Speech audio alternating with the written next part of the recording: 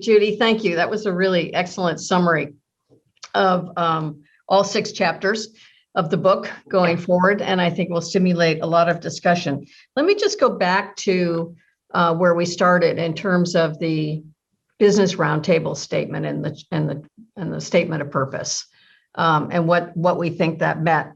And there was a fair amount of cynicism from some when it came out, and for others there was elation and felt like, okay, finally there's a formal shift in all of this. What do you think has been any tangible evidence of the changes that may have come from that statement, or manifestations of values that were reflected in that statement over the last 18 months, recognizing that this has also been a very anomalous time?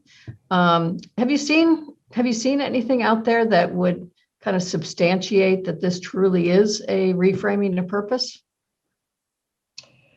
Yeah, I certainly have. I do think greater intentions around, but well, let me stop and say, you already said it. This has been a remarkable period of time. Can I point causality back to the Business Roundtable statement versus Black Lives Matter versus continuing concern over climate change, continuing, the cacophony of employee voices demanding so much more of their employer and wanting to make sure that the CEO understands the values that they want portrayed both inside and outside the company?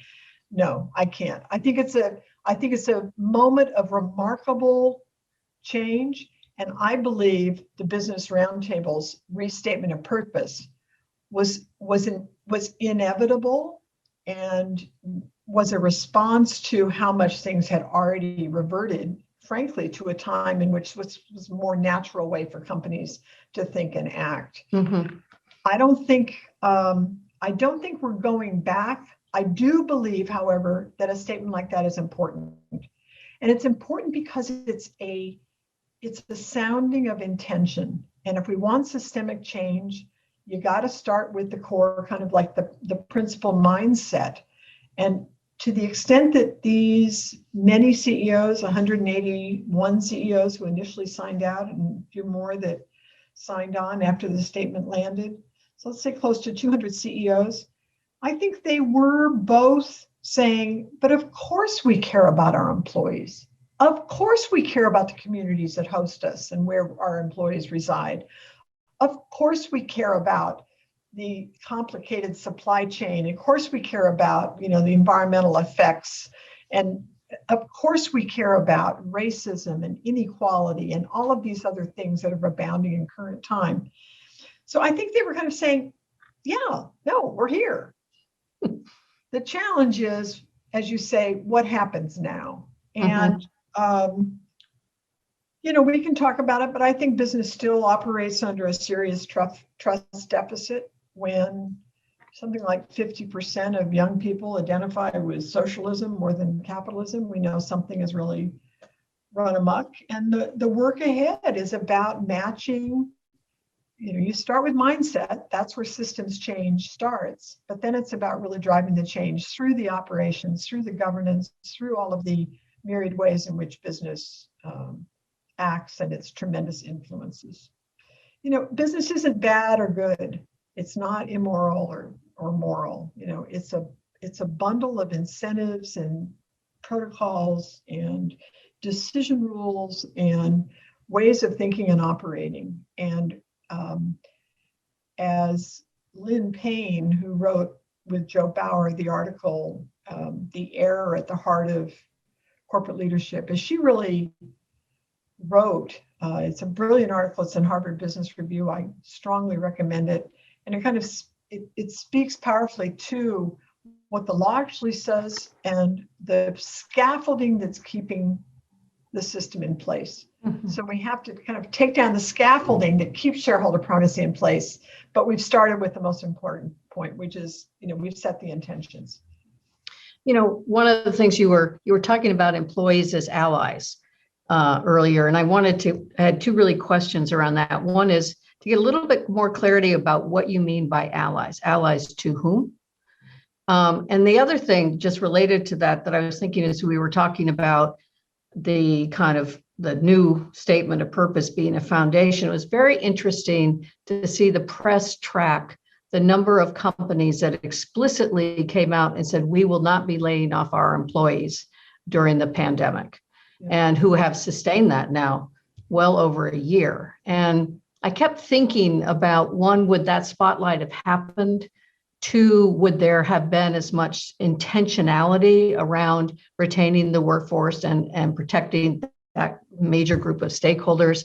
I was really struck by some comments that Ann Finucane, who's the chair, as you know, of Bank of America, she was talking to us about kind of how these values have been driven down through the organization or embraced by the organization.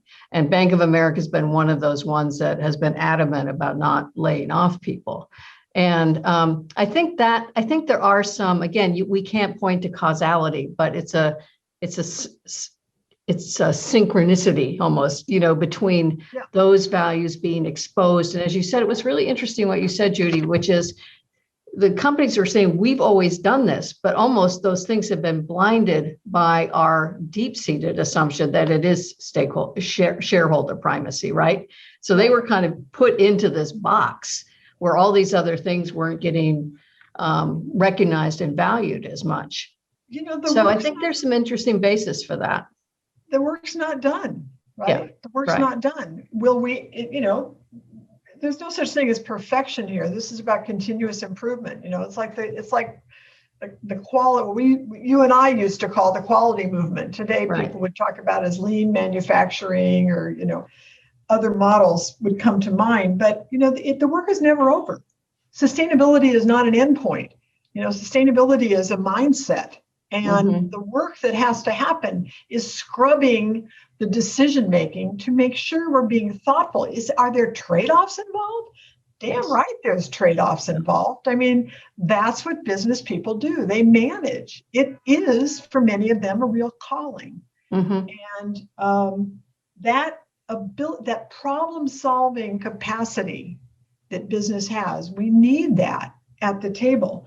But, we also seen during the pandemic, you talk about companies that have stayed committed to not laying anybody off, but there are also companies that paid pandemic, premium for frontline workers for a couple of months and then stopped. Yeah. Yet there's one that stayed, and that's Costco.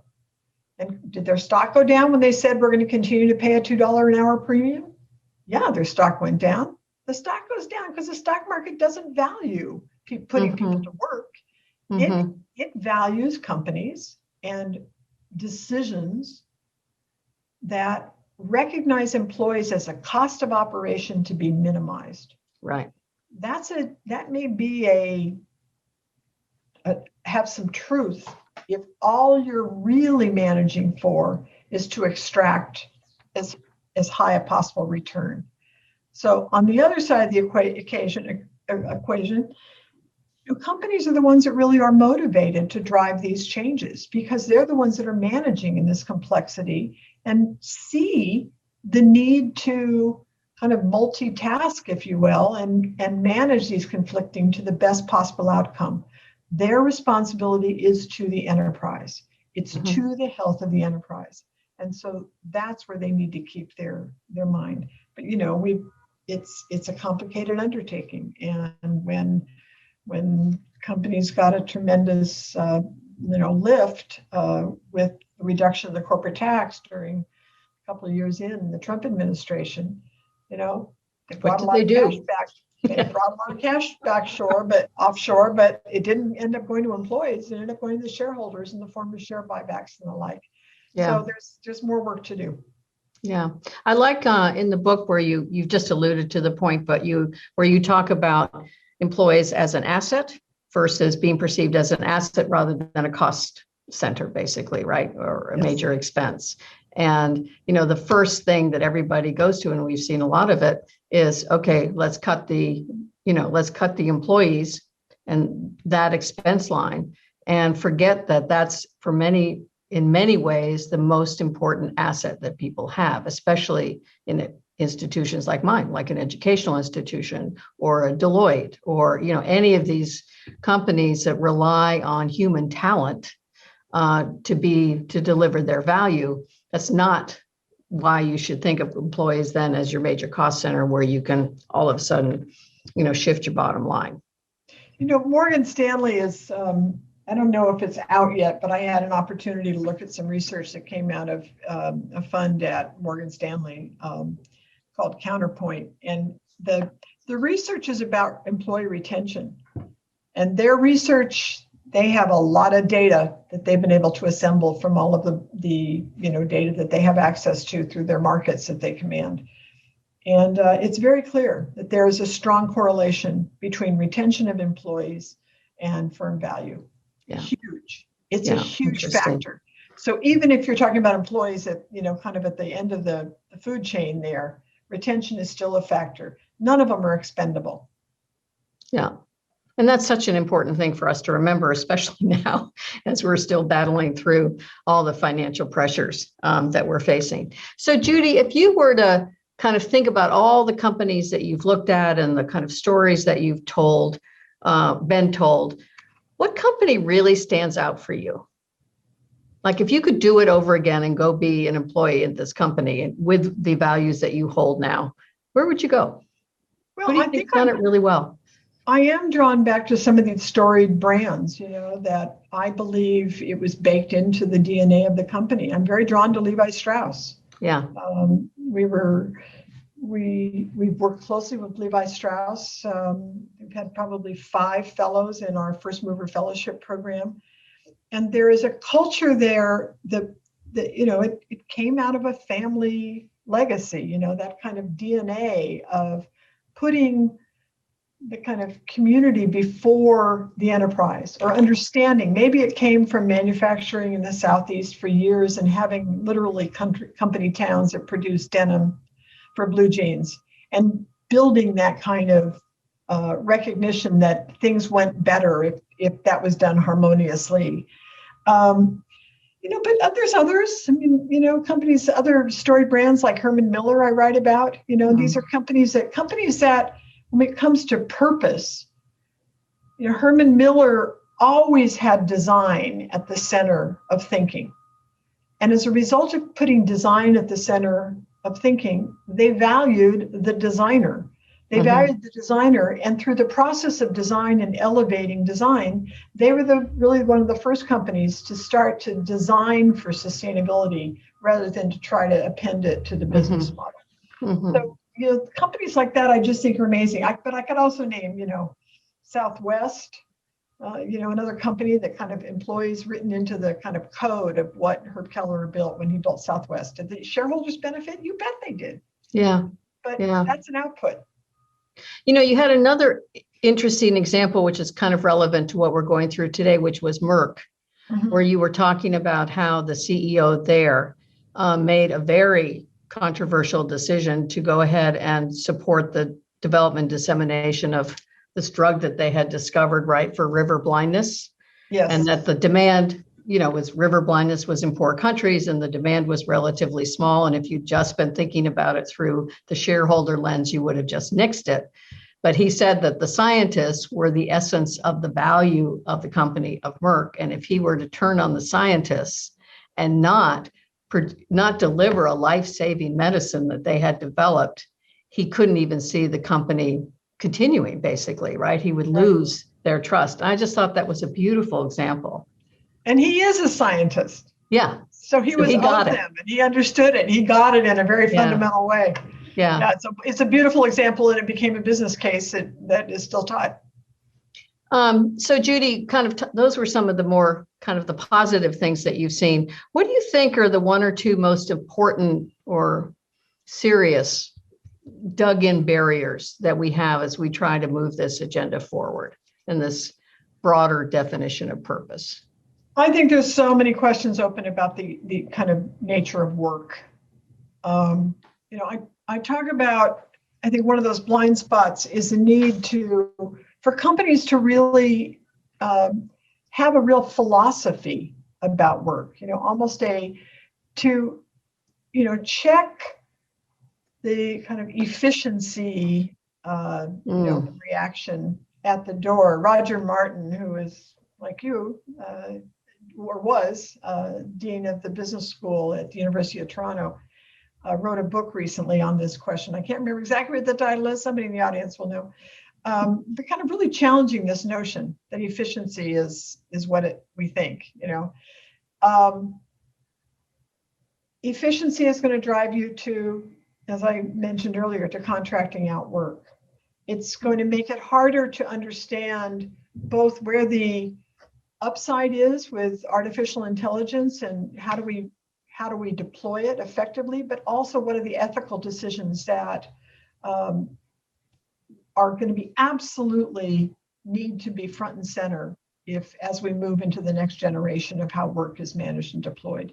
I think all of these questions, but take the questions around Uber and Lyft and these companies that are battling with jurisdictions about whether or not workers are just we're just a platform. That's all we are. We're not really our drivers. We don't have any responsibility for them. And we're doing them a service by creating this platform. It's not a human-centered idea. And I think we need human-centered design as we think about relationships, not just in terms of creating products. And so I think that's a big piece of the puzzle. And of course, climate. I think we are seeing amazing commitments being revealed by companies. And that is a tight connection between public expectations, employee expectations, and the capacity that companies have to set a remarkable goal out there and then to manage to it. They know how to do this. Yeah. They know how to do this. And, you're in a management school. I've been hanging out around the management schools a long time. This is the essence of why we need business so much at the table. We need their capacity, their global reach and distribution systems, their problem-solving skills, their talent. We won't address these problems without business fully at the table. Judy, just going back to what you were saying, you've been much closer to this than I have been in recent years, but it seems to me environmental sustainability and climate change is one area where business has in many ways stepped out in front, way ahead of governments and even nonprofits and some of the groups that have been encouraging that. But in terms of the problem solving piece, it seems to me that's been my impression. I was wondering, does that concur with what you've been seeing and thinking? Yeah, I think out front, although sometimes we never know the hidden kind of connections that may exist that would take us back into the public sector as a driver of change as well. I think we tend in the United States to just expect and also reward private initiative. It's kind of part of our DNA as a country. But it's always been a yin and yang, and but our most important public assets have been built privately. From the railroads and forward, and so but that is a complex dance between. I think in another sense, business is also ahead on environment because it's been easier to think about the bottom line nature. When Walmart, kind of made their remarkable step in 2005, which, it did in the wake of Hurricane Katrina, where they had gotten for the first time in a long time, a lot of positive press because the operational efficiency that they brought to getting, trucks into the center of New Orleans within a very short period of time, loaded up with all of these goods that people stranded in the city needed. And, that was a real wake-up call for the CEO, who had been buffeting these pressures from both labor groups and environmental groups about kind of the footprint and the sense that somehow are we getting as much from Walmart as we're giving to it? Is the equation right in terms of at the level of communities? And there was a lot of criticism of Walmart at the time, and what it turned to was really redesigning its environmental footprint, if you will. Yeah. And when Walmart takes up something like that, the consequences of that go far and wide. There are massive companies that supply Walmart, and if Walmart changes the rules of engagement, but they entered that knowing that they believed everything they did would save them money. Sure. Yeah. And to some extent, it's true. Mm-hmm. They did things that paid off, either in terms of customer loyalty or in terms of Mm-hmm. just kind of basic efficiency and lower costs of operation. And dematerializing doesn't hurt them. It's done by the producer, and then they just put it on the shelf, and it's easier to transport and costs less energy. So, there's well, they also did that dramatic move. Do you remember that, when they took incandescent bulbs out of all of their stores and yes, sold only fluorescent?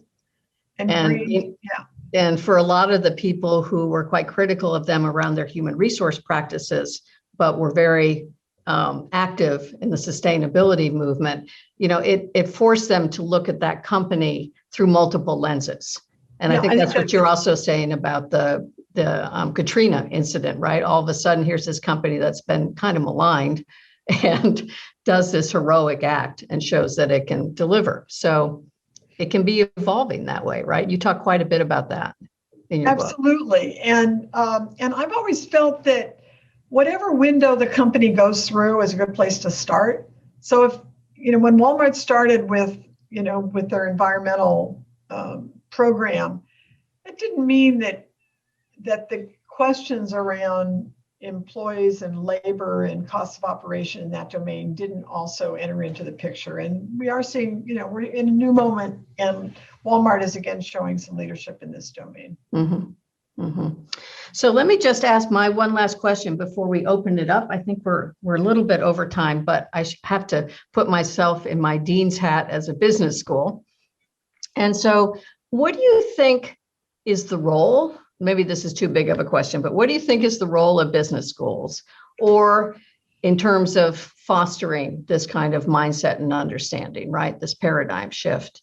Or maybe a shorter question is, how much progress have you seen in business schools as stakeholders in this paradigm shift?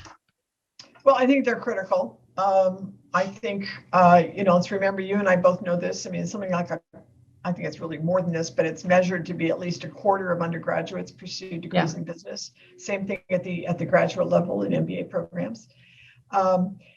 It is the education of our citizenry to some degree, for those who are college bound and who exit as voters, and that is, they in business schools have a huge impact on how they kind of think about the world. And so they have their place at the table, and we need what we can from business schools to kind of make sure that mindset piece, that our managers are actually thinking like citizens, not just like managers of assets. That the skill set that they bring to the table is one that's multidimensional and allows them to be critical thinkers and to, make business decisions in context. It's critically important that business schools get this right. And I'm dying to ask you how you think we're doing. Making progress? How do I think we're doing in terms of the business school community? Yes. I have been really struck with our accrediting agency, AACSB, which, as we know, is kind of sets the direction for business schools in the world. And sometimes people follow them and sometimes they don't. But they have now elevated this to one of their core standards of excellence for assessing business schools. And when that happens, it's kind of like when you were running blue pinstripes, right? Where you had a ranking system. Green pinstripes, yes. What? Yes, beyond green pinstripes. That's what it was, beyond gray, yes. What was it? Which was blue. Green, gray, one of those, right? Yeah.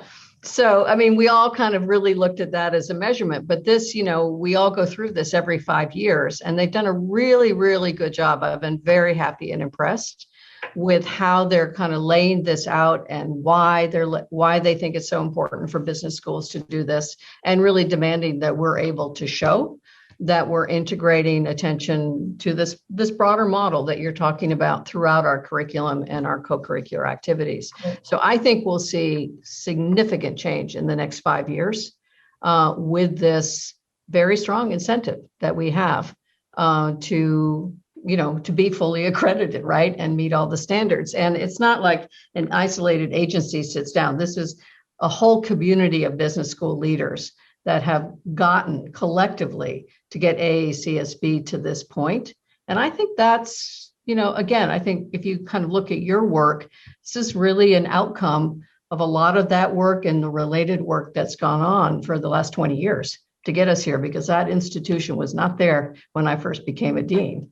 And it does take us back to where you started the conversation around shareholder primacy, because I think that interesting work has to happen where theory meets practice. I think kind of these theoretical constructs influence how you think, but the actual practice also ends up forcing change in terms of we have to adopt the theories or adapt theories to kind of embrace what's changed about the conditions on the ground and what decisions really make sense now. And business schools train so many people who go into those professions that advise businesses as well. Yeah.